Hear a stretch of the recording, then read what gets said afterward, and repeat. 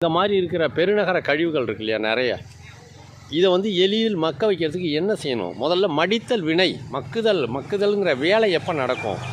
எப்போ ஒரு பொருள் காயும், எப்போ ஒரு பொருள் நனையும், எப்போ ஒரு பொருள் அழுகும், எப்போ ஒரு பொருள் தண்ணீரில் ஊறி கரையும், எப்போ ஒரு பொருள் வெந்து போகும், வெந்து அவிஞ்சி போகும், இது முதல்ல புரியணும். அப்போ எப்போ ஒரு பொருள் மக்கும், மடிக்கும், மக்குதல்னு சொல்கிறோம் இல்லையா, அப்போ அந்த மக்கி போச்சு அப்படின்னு சொல்கிறோம்.